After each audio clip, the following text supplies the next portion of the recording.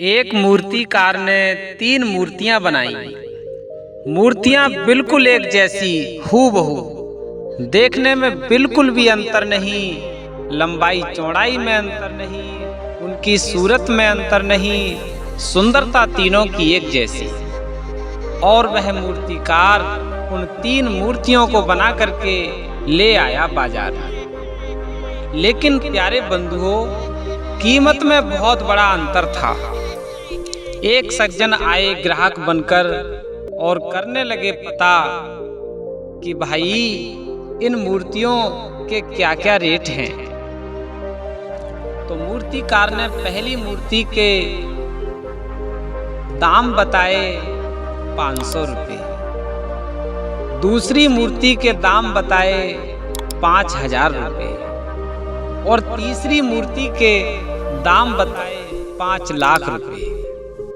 प्यारे बंधुओं, ग्राहक जब उसने ये सुना कि इनके मूल्य में इतना बड़ा अंतर है, आश्चर्य करने लगा और कहने लगा, महाराज मूर्तियां एक जैसी लग रही हैं, बिल्कुल भी अंतर नहीं है, ना वजन में अंतर, ना देखने में अंतर, ना लंबाई चौड़ाई में अंतर, ना इनकी सुंदरता में कोई परिवर्तन, फिर इनके मूल्य में इतना अंतर क्यों? मूर्तिकार ने कहा, बेचने वाले ने कहा, महोदय इनके गुण कर्म स्वभाव की कीमत है, जरा जांच कर लीजिए, मेरी बात बिल्कुल सही है। इनके गुण और कर्म और इनके व्यवहार के आधार पर इनकी कीमत रखी गई है। दोनों में इस तरह से वाद विवाद चल ही रहा था कि एक संत पधारे और उन्होंने उन दोनों की बात सुनी। मूर्तिकार ने 3 मूर्तियों को बनाया, तीनों की कीमत में इतना अंतर क्यों?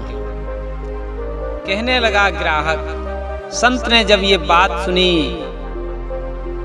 तो कहा, अगर आप दोनों की इच्छा हो तो मैं परीक्षण करके बता दूं कि पहली वाली का कीमत 500 क्यों है और दूसरी वाली की कीमत 5000 क्यों है और तीसरी एवं अंतिम वाली मूर्ति की कीमत 5 लाख क्यों है। दोनों सहमत हो गए और संत जी ने उनका परीक्षण करना शुरू कर दिया और कहा, एक धागा लाकर मुझे दो।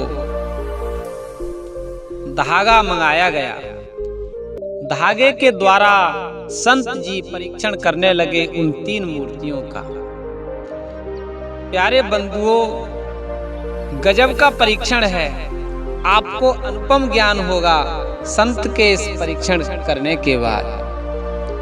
संत जी ने ज्यों ही वह धागा पहली वाली मूर्ति के कान में डाला, वह धागा दूसरे कान में होकर पार निकल गया।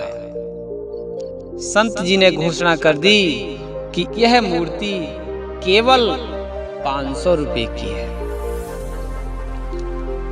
दूसरी मूर्ति के कान में वही धागा डाला गया तो वह धागा कान में डालने के बाद मुंह में निकल गया।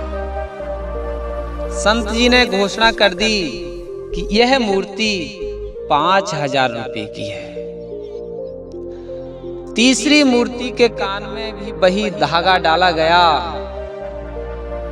प्यारे बंधुओं, वह धागा कान में डालने के बाद ना दूसरे कान से निकला, ना मुंह से निकला, सीधा पेट में चला गया, अंतःकरण में चला गया। संत जी ने पूर्ण विश्वास के साथ घोषणा कर दी कि यह मूर्ति 5 लाख रुपए की है। ग्राहक को संतुष्टि नहीं हुई कि महोदय जरा उदाहरण देकर बताएं, मैं कुछ समझा नहीं। संत जी ने पूर्ण दावे के साथ कहा, पुत्र जरा ध्यान से सुनो मेरी बात के लिए। जिस पहली वाली मूर्ति के कान में मैंने धागा डाला था, वह मूर्ति उन मनुष्यों के समान है जो अच्छी बातों को सुनते तो हैं, पर इस कान से सुना और उस कान से निकाल दिया। अपने में बिल्कुल परिवर्तन नहीं लाए। समझ गए ना? समझ गए, उत्तर मिला। दूसरी मूर्ति उन मनुष्यों के समान है जो अच्छी एवं प्रेरणादायक बातों को सुनते तो हैं, लेकिन मुंह में होके निकाल देते हैं। खुद के जीवन को परिवर्तित कभी नहीं करते। कहते हैं पर उपदेश कुशल भो तेरे। समझ गए। और तीसरी एवं अंतिम मूर्ति उन मनुष्यों के समान है जो अच्छी एवं प्रेरणादायक धर्म एवं कर्तव्य की बातों को सुनकर के बखान नहीं करते, केवल अपना जीवन पहले बदलते हैं, अपने अंतःकरण को पहले शुद्ध करते हैं और अपने जीवन को परिवर्तित कर लेते हैं। ये वो मूर्ति है जो अच्छी एवं धर्म और कर्तव्य की बातों को सुनकर के अपना अंतःकरण में ले जाकर अपने में धारण करती है। इसलिए इसका मूल्य सबसे ज्यादा है। ग्राहक की शंका का समाधान हो गया।